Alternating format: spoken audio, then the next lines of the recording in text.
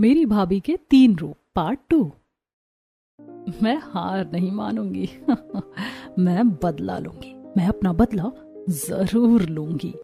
गीतांजलि पागलों की तरह जोर जोर से शैतानी हंसी हंसते हुए शहर के बाहर चली जाती है। इस घटना को 2 साल बीत चुके हैं और शिवानी शाम के वक्त अपने कमरे में अपने बाल बना रही होती है। तभी शॉपिंग बैग और गजरे का फूल लिए गौरव आता है और पीछे से शिवानी को पकड़ लेता है। हैप्पी हैप्पी एनिवर्सरी मेरी धर्मपत्नी जी। हैप्पी एनिवर्सरी पति देव। तो कहिए क्या प्रोग्राम है आज का? वही खाएंगे पिएंगे घूमेंगे ऐश करेंगे और क्या। इतना कहकर गौरव शिवानी के बालों में गजरा लगाता है और शॉपिंग बैग से डिजाइनर साड़ी, मैचिंग ज्वेलरी और हील्स निकालकर शिवानी को देता है। शिवानी ये तुम्हारी एनिवर्सरी गिफ्ट, अब जल्दी से तैयार हो जाओ फिर हम घूमने चलेंगे। शिवानी गौरव की लाई साड़ी, मैचिंग ज्वेलरी और हील्स पहनकर तैयार होती है। वहीं गौरव भी बहुत अच्छे से तैयार होता है। दोनों हाथों में हाथ डाले हॉल में आते हैं। बिल्कुल राम सीता की जोड़ी लग रही, मेरे बच्चों को किसी की नजर ना लगे। थु थु थु थु। अरे बच्चों अच्छे से एंजॉय करना। गौरव और शिवानी घर से निकलते हैं और घूमते फिरते हैं। गौरव शिवानी को सरप्राइज कैंडल लाइट डिनर पर लेकर जाता है। Wow Gaurav, it's so romantic. अरे अभी पिक्चर बाकी है, अपनी आंखें बंद करो। शिवानी आंखें बंद करती है और गौरव डायमंड रिंग शिवानी की रिंग फिंगर में पहनाता है। Oh my God Gaurav, diamond ring, कितनी सुंदर है ये रिंग। गौरव और शिवानी अपना स्पेशल कपल मोमेंट एंजॉय करते हैं और लॉन्ग ड्राइव करते हुए देर रात घर लौटते हैं। अगली सुबह शिवानी घर के मंदिर में दिया जलाती है और फिर घर की साफ सफाई कर रही होती है। तभी रामलाल और शारदा हॉल में आते हैं। वहीं गौरव जिम वेस्ट पहने हल्के पसीने से भीगा हुआ जिम से लौटता है। बताइए आज नाश्ते में क्या बनाऊं? बहू कुछ भी बना दे। और गौरव तुम्हारे लिए हमेशा की तरह कोई प्रोटीन वाला खाना? एकदम सही शिवानी। इतना कहकर गौरव नहाने चला जाता है। वहीं दूसरी तरफ शिवानी किचन में आती है और रामलाल और शारदा के लिए आलू के पराठे, कच्चे आम की चटनी और गौरव के लिए पनीर के पराठे और दही में फुलाया सोया चंक डाइनिंग टेबल पर परोसती है। वाह बहू, क्या आलू के पराठे बनाती है तू। और शिवानी तुम मेरे लिए रोज कैलकुलेटेड प्रोटीन और कैलोरीज वाला खाना बनाती हो जिससे मेरी रिकवरी भी फास्ट होती है। पूरा परिवार खाना खाता है और गौरव ऑफिस निकल जाता है। ऐसी दोपहर होती है। शारदा पड़ोस की औरतों और रामलाल पड़ोस के बुजुर्गों से मिलने चले जाते हैं। वहीं शिवानी किचन में आज लंच में गौरव के लिए पनीर और सोयाबीन डालकर 350 ग्राम चावल और मम्मी पापा जी के लिए चावल और मशरूम की सब्जी बना देती हूँ। शिवानी लंच तैयार करती है और रामलाल और शारदा को दोपहर का खाना खिलाकर गौरव और अपना लंच लेकर गौरव के ऑफिस चली आती है। शिवानी बड़ी जोर की भूख लगी है, जल्दी बताओ क्या बनाया है आज। तुम्हारी कैलकुलेटेड कैलोरी और प्रोटीन के मुताबिक पनीर और सोयाबीन डालकर 350 ग्राम चावल। अरे परफेक्ट शिवानी परफेक्ट। गौरव और शिवानी अपने हाथों से एक दूसरे को खाना खिलाते हैं। वहीं दूसरी तरफ गीतांजलि की याद में आरव अपने कमरे में गीतांजलि की साड़ी और तस्वीर लिए जमीन पर बैठा होता है। क्यों गीतांजलि, आखिर क्यों तुमने अपने 3 रूप दिखाए? अगर तुम्हारे 3 रूप न होते तो आज हम सब साथ होते। गौरव और शिवानी की तरह हम भी खुशहाल जिंदगी बिता रहे होते। तभी कमरे में मनीष और अश्विनी आते हैं। अरे बेटा, ये तूने अपना क्या हाल बना लिया है। भूल जा उसे बेटा, भूल जा। नहीं माँ, मैं चाहकर भी गीतांजलि को नहीं भूल सकता हूँ। अब मुझे पूरा यकीन है कि गीतांजलि भी मुझे नहीं भूली होगी। वो जहाँ कहीं भी होगी रोज मुझे याद करती होगी माँ। अरे बेटा, तेरे सामने तेरी पूरी जिंदगी पड़ी है। अगर गीतांजलि तुझे याद भी करती होगी तो उससे क्या फर्क पड़ता है। वो वापस तो नहीं आई ना, और अच्छा ही हुआ वो वापस नहीं आई, वरना किसी न किसी तरीके से वापस हमारे परिवार को तोड़ने की ही कोशिश करती। और तू आखिर कब तक उसके इंतजार में घुट घुट कर खुद को मारता रहेगा। अपने जीवन में आगे बढ़ बेटा, तू दूसरी शादी कर ले। नहीं पापा, हरगिज नहीं, मैं दूसरी शादी नहीं कर सकता। बेटा तू कहाँ उसे धोखा दे रहा है? धोखा तो उसने हमें दिया था, वो भी अपने नंद के पति के लिए। माँ, असलियत में तो वो सिर्फ मुझसे प्यार करती है। वो बस अपने किए पर शर्मिंदा है, इसलिए वापस हमारे पास नहीं आई। और हमने भी तो उसे मना कर दिया था। काश उस दिन मैंने उसे माफ कर दिया होता तो आज हम दोनों साथ होते माँ। इतना कहकर आरव मनीष और अश्विनी के सामने ही गीतांजलि की तस्वीर और साड़ियों को गले से लगाकर रोने लगता है। मनीष और अश्विनी ये सब देख नहीं पाते और कमरे से बाहर चले जाते हैं। ऐसे कुछ दिन बीतते हैं और एक दिन वीडियो कॉल पर मनीष, अश्विनी और शिवानी का पूरा परिवार बातें कर रहा होता है। मम्मी, भैया कहाँ हैं? उन्हें बुलाओ, उनकी हालत कैसी है? बेटी तू तो जानती है अपने भाई को, वो तेरी भाभी से कितना प्यार करता था। वो ये चीज बर्दाश्त ही नहीं कर पा रहा है कि तेरी भाभी के 3 रूप थे और आज वो उसके साथ नहीं है। पूरी तरह से टूट गया है बेटा, पूरी तरह से टूट गया। मेरी 3 रूप वाली भाभी ने तो एक बार के लिए हमारे पूरे परिवार की जिंदगी बर्बाद कर दी। किसी तरह मैं और गौरव एक हुए, पर भैया का साथ देने वाला तो कोई है ही नहीं। हमें भैया के लिए कुछ सोचना चाहिए। समधन जी, आप आरव बेटा की दूसरी शादी क्यों नहीं करवा देती हैं? कितनी बार कोशिश की है समधन जी, पर आरव तैयार ही नहीं होता, और उससे जोर जबरदस्ती भी तो नहीं की जा सकती। फिर कोई ऐसी लड़की भी तो नहीं मिल रही है जो सच्चाई जानने के बाद भी आरव का साथ देने के लिए तैयार हो। अगर आरव बेटा खुद को नहीं संभाल पा रहा है तो इसका एक ही उपाय है। अब या तो प्यार या फिर परिवार का मिलन। हमें उसे कहीं घुमाने लेकर जाना चाहिए, ऐसी जगह जहां वो अपने दुखों को भूल जाए। शहर के पास ही एक सिद्धि विनायक मंदिर है, काफी श्रद्धालु वहां आते हैं। अगर हम ताऊ साहब को उस मंदिर में लेकर जाएंगे तो शायद वहां उन्हें थोड़ी शांति मिले। हाँ, हम सब भैया को उस मंदिर में ही लेकर जाएंगे। इसी बहाने हमारे पूरे परिवार की एक फैमिली ट्रिप भी हो जाएगी और हम सभी एक साथ मंदिर जाकर भैया का मन भी थोड़ा हल्का होगा।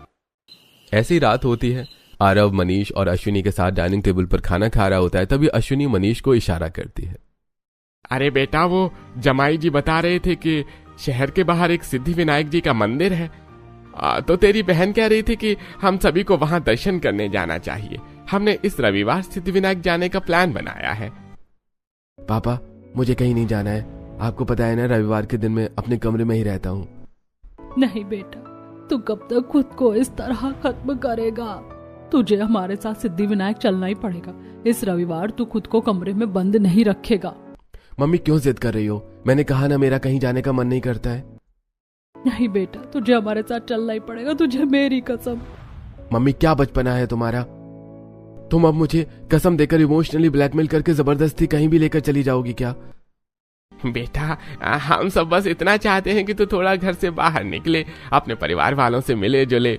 तेरे इस तरह दुखी रहने से हम सभी को बहुत दुख होता है, खासकर तेरी बहन को। उसने ये सब प्लान बनाया है। अब अगर तू नहीं जाएगा तो उसके ससुराल में उसकी क्या इज्जत रहेगी, बता। अच्छा ठीक है, हम सब फैमिली ट्रिप पर सिद्धि विनायक मंदिर चलेंगे फिर। ऐसे दिन बीतते हैं और रविवार का दिन आ जाता है। सुबह सुबह 5 बजे दोनों परिवार तैयार होकर अपनी अपनी गाड़ियों में बैठते हैं और सिग्नल के पास मिलते हैं। फिर दोनों परिवार दूसरे शहर के सिद्धि विनायक मंदिर पहुंचते हैं। मंदिर पूरा साफ सुथरा होता है, सही तरीके से कतारें लगी होती हैं और भव्य पूजन के साथ भंडारा चल रहा होता है। पूरा परिवार दर्शन करने मंदिर में आता है। हमने तो सोचा था कि मंदिर में भंडारा करवाएंगे, पर यहाँ तो पहले से ही भंडारा हो रहा है। और ये मंदिर भी कितना साफ सुथरा है, ऐसा लग रहा है जैसे रोज कोई अपने हाथों से मंदिर की सफाई करता है। अरे बिल्कुल सही कह रहे हो बेटा। 1.5 साल पहले एक औरत आई थी, मैंने उसे गरीब दुखियारी समझकर मंदिर में कुछ दिनों रहने की इजाजत दे दी। सुबह आकर देखा तो मंदिर की सीढ़ियां और पिलर और भगवान की मूर्ति चमचमा रहे थे। बहुत अच्छे से सफाई करती है वो, मंदिर की साफ सफाई का पूरा ध्यान रखती है। और ये जो भंडारा होते देख रहे हो ना, पिछले 1 सालों से हर रोज सुबह शाम अपने पैसों से भंडारा करवाती है। अभी तो आपने कहा कि आपने उस गरीब दुखियारी को समझा, तो कोई गरीब दुखिया हर रोज सुबह शाम भंडारा कैसे करवा सकती है? अरे बेटा, उसने पास में ही कोई काम पकड़ा है, वहाँ मेहनत करती है और जो पैसे मिलते हैं उन्हीं पैसों से भंडारा करवाती है। अरे वाह, ये तो कोई धर्मात्मा मालूम पड़ती है। अपने कमाए पैसे से हर रोज भंडारा करवा रही हैं और सुबह सुबह मंदिर की इतने अच्छे से साफ सफाई कर रही। ऐसी औरत से तो मिलना चाहिए। जी जरूर मिलना चाहिए। जो भी कोई आता है उससे जरूर मिलता है, और उससे आप लोग शाम को ही मिल पाएंगे। इस वक्त तो वो काम पर गई है। तो फिर रुक जाते हैं, शहर में और भी दूसरी जगह तो जरूर होंगी घूमने की। चलो तब तक हम शहर घूमते हैं और शाम होते ही वापस लौटेंगे, उस देवी से भी मिल लेंगे। मैं अभी मैप में चेक करती हूँ, यहाँ फैमिली के साथ घूमने लायक कौन कौन सी जगह है।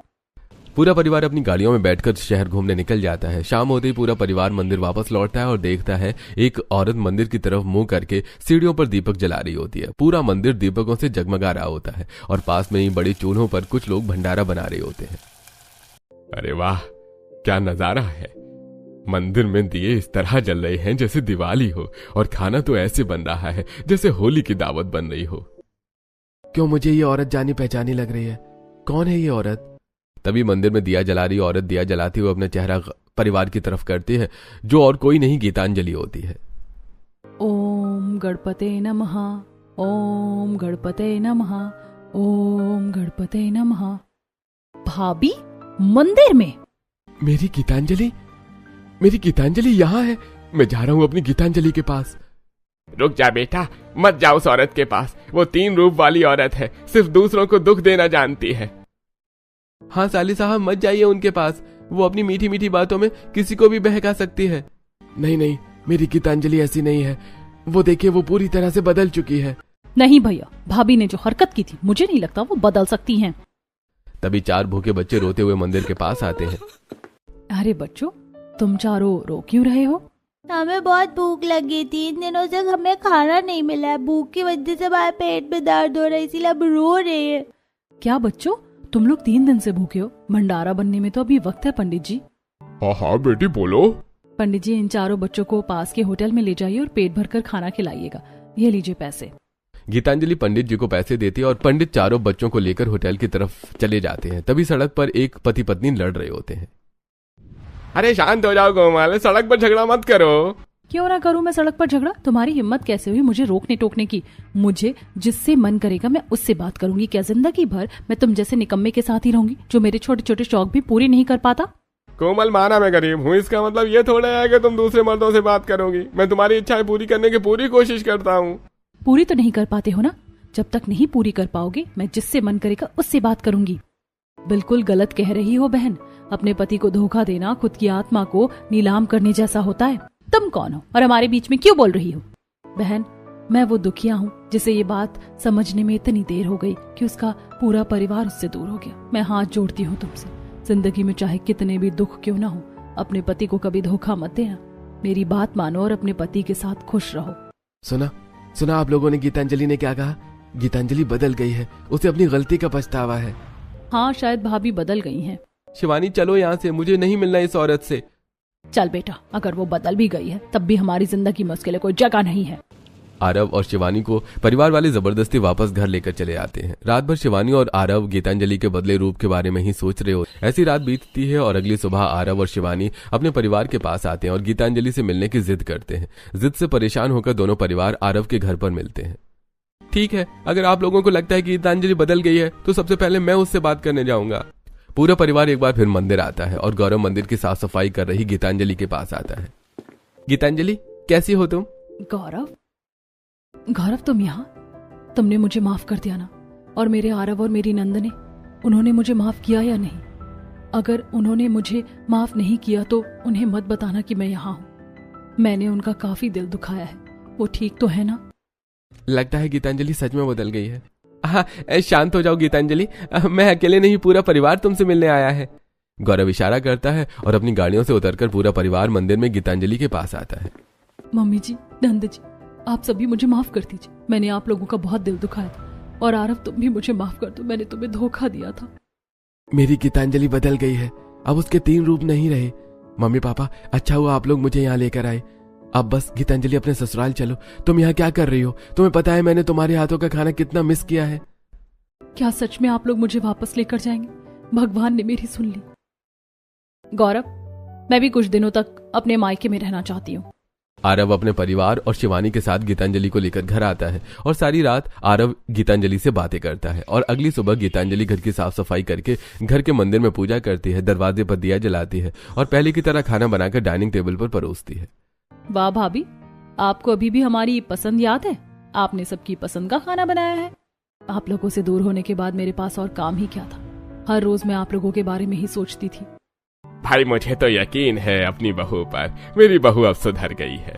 ऐसे कुछ दिन बीतते हैं और एक रात गीतांजलि आरव के पांव दबा रही होती है। दरवाजे से यह सब देखकर अश्विनी इशारे से गीतांजलि को बुलाती है। बहू, रात के 2 बजे तू आरव के पाँव क्यों दबा रही है?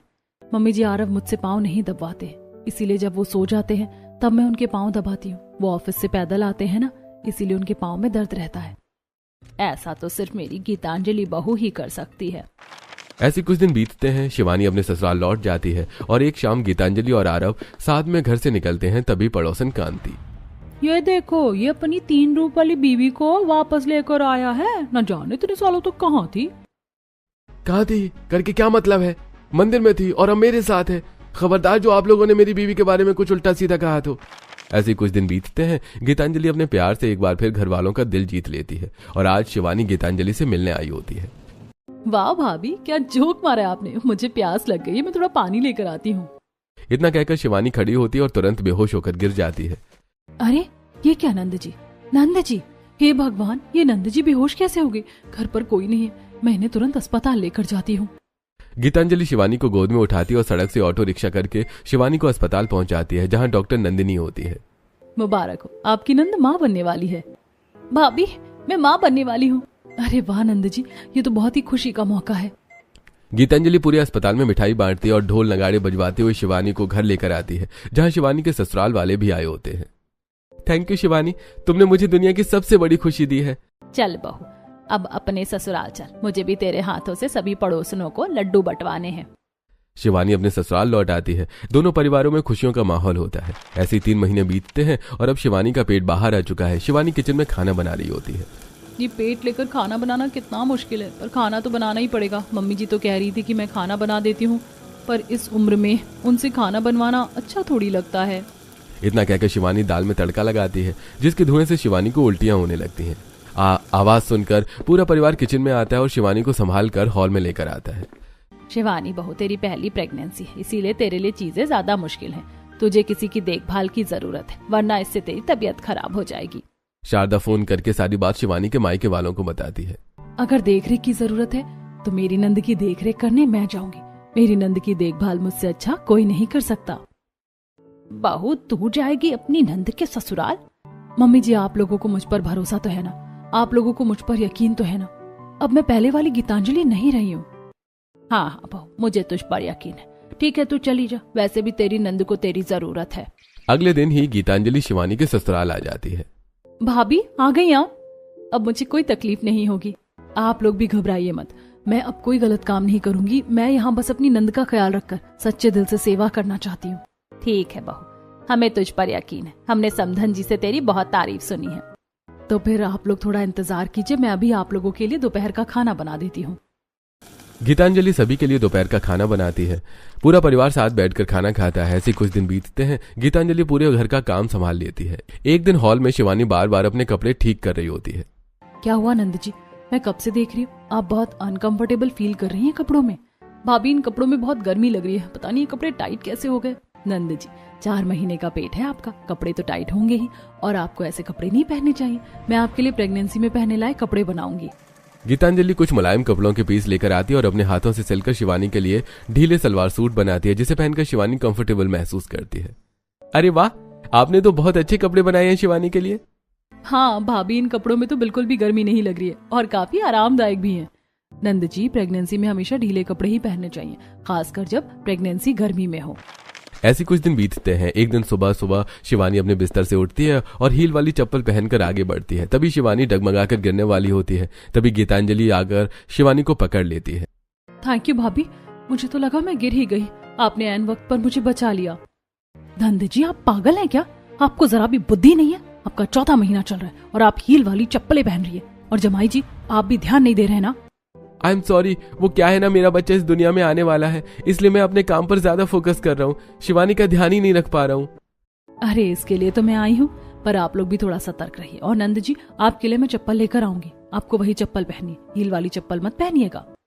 इतना कहकर गीतांजलि बाजार से अच्छे ग्रिप वाली फ्लैट चप्पलें लेकर आती है, जिसे पहनकर अब शिवानी आराम से चल सकती है। ऐसे कुछ दिन बीतते हैं। एक दिन गीतांजलि किचन में गोंद के लड्डू बना रही होती है। तभी वहाँ शारदा आती है। बहू, तू ये गोंद और ड्राई फ्रूट के लड्डू क्यों बना रही है? मम्मी जी, ये लड्डू मैं अपनी नंद जी के लिए बना रही हूँ। प्रेगनेंसी में गोंद और ड्राई फ्रूट के लड्डू खाने से माँ और बच्चा दोनों को ताकत मिलती है। वाह बहू, तू तो सच में अपनी नंद का पूरा पूरा ध्यान रख रही है। अब तो मुझे भी तुझ पर पूरा यकीन हो गया कि तू बदल गई है। शाबाश।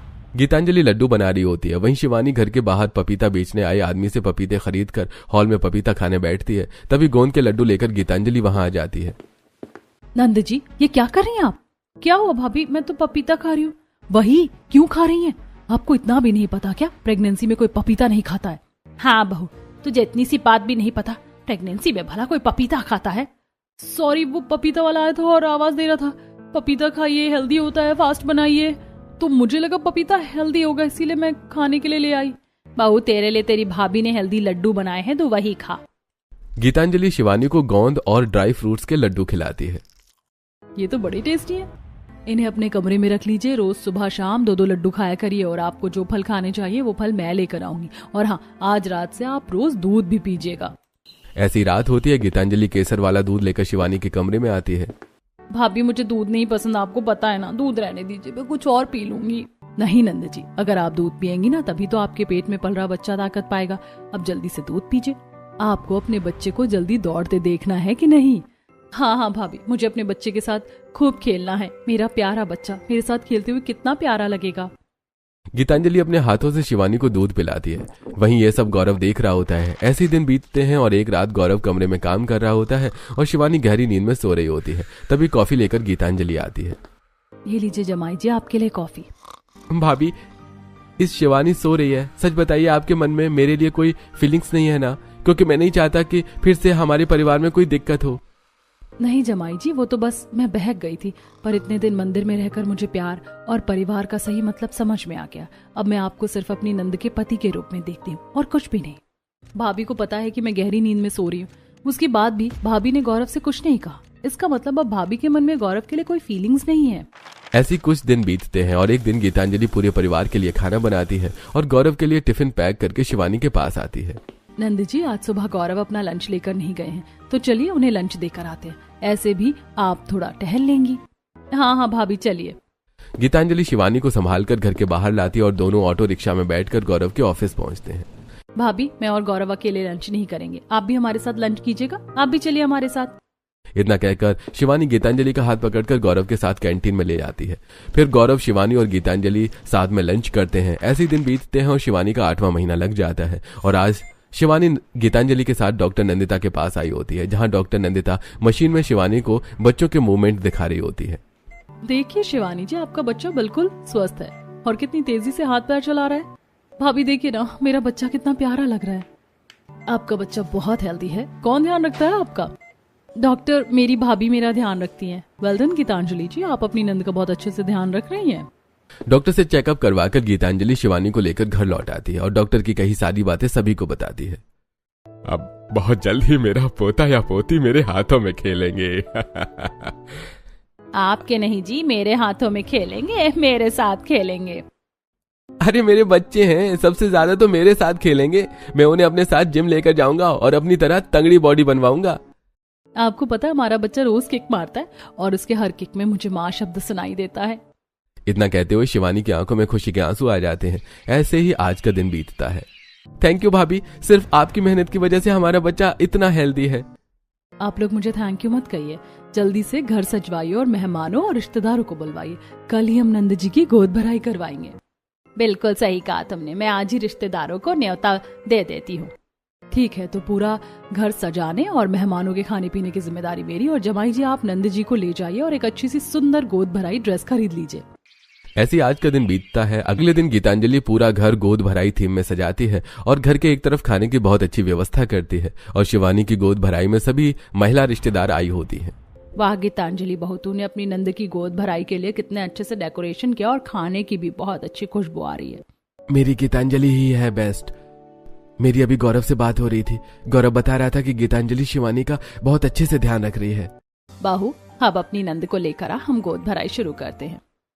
गीतांजलि शिवानी के कमरे में आती है, जहां शिवानी ने बहुत सुंदर गोद भराई ड्रेस पहनी होती है। अरे वाह नंद जी, आज तो आप बहुत सुंदर लग रही है, बिल्कुल रानी जैसी। थैंक यू भाभी, और मैंने खिड़की से देखा आपने बहुत अच्छा घर सजाया है। गीतांजलि प्यार से शिवानी का हाथ पकड़ती है और धीरे धीरे उसे हॉल में लेकर आती है, जहां सभी औरतें शिवानी की गोद भराई करती हैं। ऐसे एक हफ्ता बीतता है और आज सभी के साथ ब्रेकफास्ट करते हुए गौरव को राजू का फोन आता है। गौरव जी, मैं मिस्टर मल्होत्रा। जी मिस्टर मल्होत्रा, कहिए कैसे याद किया आपने? गौरव जी, वो हमारी इम्पोर्टेंट क्लाइंट है ना, वो आपसे अपने टेंडर की डील करना चाहता है। हाँ हाँ, तो मीटिंग डेट फाइनल करवाइए। गौरव जी, क्लाइंट कह रहा है कि उन्हें कल की ही मीटिंग करनी है और मीटिंग उन्हें अपने ऑफिस में करनी है। कल? और अपने ऑफिस में? पर उनका ऑफिस तो दूसरे शहर में है, मैं इतनी दूर मीटिंग करने नहीं जा सकता। मेरी वाइफ प्रेग्नेंट है। गौरव जी, सिर्फ एक हफ्ते की ही तो बात है, आप आकर मीटिंग कर लीजिए, वरना वो यूरोप चले जाएंगे और एक बड़ा टेंडर कैंसिल हो जाएगा। अरे होने दो टेंडर कैंसिल, मैं अपनी वाइफ को छोड़कर नहीं जाऊंगा। नहीं गौरव, तुम मीटिंग करने जाओ, मेरा ध्यान रखने के लिए भाभी और मम्मी पापा सब हैं। हाँ जमाई जी, आप बेफिक्र होकर जाइए, हम सब हैं यहाँ। आप लोग कहते हैं तो मैं मीटिंग करने चला जाता हूँ। ब्रेकफास्ट के बाद गौरव अपने कपड़े पैक करता है और मीटिंग के लिए दूसरे शहर जाने की तैयारी करता है। अगले दिन सुबह घर में सभी लोग अपने काम में लगे होते हैं, तभी शारदा के फोन पर कॉल आता है। हेलो, कौन? अरे राम राम शारदा जी, मैं वो पंडित बोल रहा हूँ जिसने आपकी बेटी की शादी करवाई थी। हाँ पंडित जी। अरे शारदा जी, आज अपनी पुरानी पोटली साफ करते हुए मुझे आपके बेटे और बहू की कुंडली मिली है। कुंडली देखकर मुझे पता चला कि आपकी बहू गर्भवती है। हाँ पंडित जी, आप बिल्कुल सही कह रहे हैं। शारदा जी, आपकी बेटे बहू की कुंडली में छोटा दोष है। उस दोष को दूर करने के लिए आपको तुरंत अपने गांव के कुल देवता की पूजा करनी चाहिए। धन्यवाद पंडित जी, आपने सही समय पर हमें फोन करके जानकारी दे दी। हम आज ही अपने गांव रवाना होते हैं। शारदा फोन रखकर सारी बात घर वालों को बताती है। मम्मी जी, पापा जी, अगर आपको मुझ पर भरोसा हो तो आप लोग अपने कुल देवता के मंदिर चले जाइए। नंद जी का मैं पूरा ख्याल रखूंगी। बहू, हमें तुझ पर पूरा यकीन है। हमने ये बात गौरव को भी बता दी है और हम आज शाम को ही अपने गांव के लिए रवाना हो रहे हैं। शिवानी बेटी, अपनी भाभी की बात मानना और अपना ध्यान रखना। जी पापा जी, बिल्कुल। रामलाल और शारदा शाम होते ही गांव के लिए निकल जाते हैं। वहीं कमरे में गीतांजलि शिवानी को उसकी दवाइयां देती है। नंद जी, आपकी शाम की दवाई खा लीजिए, फिर हम वॉक पर चलेंगे। शिवानी दवाइयां खाती है और गीतांजलि कमरे से बाहर निकलकर सीढ़ियों पर तेल गिराकर सीढ़ियों के पीछे छुप जाती है। आज मेरा बदला पूरा होगा जब नंद जी सीढ़ियों से लुढ़कते हुए गिरेंगी। शिवानी कमरे से निकलती है और सीढ़ियों से उतरते हुए तेल पर फिसलकर लुढ़कते हुए पेट के बल जमीन पर गिरती है। भाभी, भाभी, मेरा बच्चा, मेरा बच्चा। मेरा बदला पूरा हुआ। भाभी, कैसा बदला? आप क्या बात करिए? जल्दी मुझे अस्पताल लेकर चलिए। मुझे मेरा बच्चा महसूस नहीं हो रहा है। कहाँ से महसूस होगा? आपका बच्चा इस दुनिया में नहीं रहा। मैंने अपना बदला ले लिया। भाभी, आप 2 सालों में नहीं सुधरी। नहीं, ये 2 साल में सिर्फ बदले की आग में जलती रही। सिर्फ मैं जानती हूँ ये 2 साल मैंने कैसे काटे हैं। गीतांजलि जोर जोर से हंसने लगती है। तभी शिवानी के ससुराल और मायके वाले भी हंसते हुए घर में आते हैं। अश्विनी के हाथ में एक नवजात बच्चा होता है। वहीं शिवानी भी उठकर अपना नकली बेबी बम्प निकाल फेंकती है। बदला मैंने लिया है, मैं हंसूंगी। तुम लोग क्यों हंस रहे हो? और तुम लोग यहाँ कैसे? ये नकली पेट, ये बच्चा, क्या है ये सब? मैं बताती हूँ। गोद भराई की रात 2 बजे गीतांजलि फोन पर एक्टर राजू से बात कर रही होती है। गौरव का एक ब्रोकर है, मिस्टर मल्होत्रा। तुम कल मिस्टर मल्होत्रा बनकर गौरव को फोन करना और शहर के बाहर अर्जेंट क्लाइंट की मीटिंग में बुलाना। और जब वो वहां आए तो तुम उसका सामान चोरी करवा देना ताकि वो तुरंत घर लौट कर ना आ पाए। और फिर मेरी ननद की सास को फोन करना और पंडित जी बनकर कहना कि अपनी बहू और उसके बच्चे के लिए गांव जाकर कुल देवता की पूजा कर। समझे? गीतांजलि राजू को दूसरी जानकारी देने लगती है। वहीं कमरे के बाहर पानी पीने आई शिवानी गीतांजलि का असली रूप देख लेती है। आपका असली रूप पता चलते ही मैंने सभी को सच्चाई बता दी और डॉक्टर से इमरजेंसी डिलीवरी करवाकर अपने बच्चे को माँ के पास छोड़कर ये देखने चली आई कि आप किस हद तक गिर सकती हैं। और उस दिन के बाद से आपकी एक भी दवाई मैंने नहीं खाई। न अब मेरा हुआ, न गौरव मेरा हुआ। मैं इस बच्चे को जान से मार दूंगी। इतना कहकर गीतांजलि आगे बढ़ती है। तभी आरव गीतांजलि को थप्पड़ मारकर पीछे करता है। खबरदार जो मेरी बहन के बच्चे को हाथ लगाया। भाभी, समय समय पर सांप भी अपनी केचुली उतारता है, पर आपने अपने 3 रूप नहीं उतारे। तभी हॉल में महिला पुलिस आती है और गीतांजलि को गिरफ्तार कर लेती है। वहीं रामलाल हॉल में छुपाया हिडन कैमरा महिला पुलिस को देता है। इसमें इस 3 रूपी औरत के असली रूप का सबूत है। इसे ले जाइए और कड़ी सजा दिलवाइए। हॉल में छुपाए हिडन कैमरे के सबूत से गीतांजलि को उम्र कैद की सजा होती है। एक बार किसी से धोखा खाने के बाद उसी से दोबारा धोखा खाने वालों को बेवकूफ कहते हैं। इसलिए ऐसे लोगों पर भरोसा मत कीजिए, क्योंकि जैसे गिरगिट रंग बदलना नहीं भूलता, वैसे ही लोग अपनी फितरत नहीं भूलते हैं। क्या आपके भी घर में ऐसी कोई औरत है जिसके कई रूप हो? कमेंट में जरूर बताएं।